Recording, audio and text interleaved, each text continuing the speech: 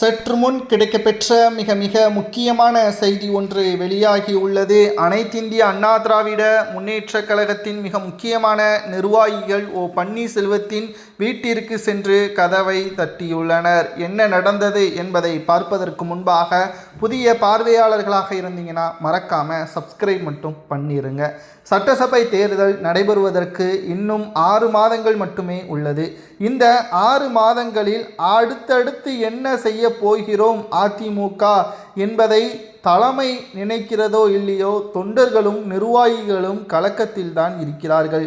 ஏனென்றால் எடப்பாடி பழனிசாமி அவர்களிடம் பொதுச் செயலாளர் பதவி இருக்கிறது. தோற்றாலும் வெற்றியடைந்தாலும் தமக்குத்தான் அந்த பொதுச் செயலாளர் பதவியில் என்ற ஆதிக்கத்தில் அவர் செயல்பட்டு வருகிறார். ஆனால் தொண்டர்களும் நிர்வாகிகளும் மனதில் என்ன நினைக்கிறார்கள் என்றால், மறைந்த முதல்வர் ஜெயலலிதா அவர்கள் வழிநடத்திய அதிமுக தொடர் தோல்வியை தழுவி கொண்டிருக்கிறது. இந்த முறையும் பெரிய தோல்வியை தழுவினால் தமிழகத்தில் கூட்டத்தில் ஒரு கட்சியாக மாறிவிடும். ஏனென்றால் புதிய கட்சிகள் தமிழகத்தில் உதயமாகிவிட்டது. திமுகவிற்கு எதிராக நாம் தான் போட்டி என்றும் கூறி வருகிறது. ஆனால் இது ஜெயலலிதா அவர்கள் கூறிய பாணிதான் என்பதையும் மறந்துவிடக்கூடாது. திமுகவிற்கு என்றைக்குமே அதிமுக தான் எதிரி. திமுகவை தமிழகத்தில் இருந்து அகற்றும் வரை அதிமுகவின் போராட்டமும் வெற்றியும் தொடரும் என்பதை மறைந்த முதல்வர் ஜெயலலிதா அவர்கள் தெரிவித்து வந்ததை ஏன் எடப்பாடி புரிந்து கொள்ளவில்லை?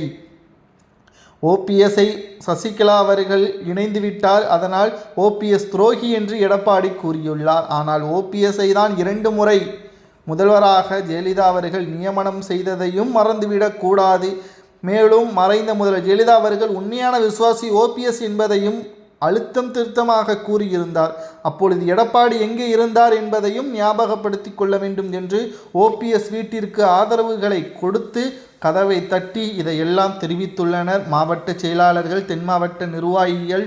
அதிமுகவின் பெருவாரியான தொண்டர்களுடன் உங்களது அணியில் இணைவதற்கு நாங்கள் தயாராக இருக்கிறோம். வெற்றி என்பது நமக்குத்தான் என்பதையும் அதிமுகவை உங்களது ஒட்டுமொத்த அர்ப்பணிப்பையும் தலைமை பண்பிற்கு சரியானது என்று நிர்வாகிகள் கூறுவதை ஏற்றுக்கொள்ளலாமா? அல்லது எடப்பாடி பழனிசாமியே அதிமுகவின் சிறப்பான தலைவரா, வெற்றியடை வைப்பதற்கு சிறப்பான யுக்தியை வைத்திருக்கிறாரா என்பதை மக்களாகிய தொண்டர்களாகிய உங்களது கருத்துக்களை கமெண்ட் வாயிலாக தெரிவிங்கள்.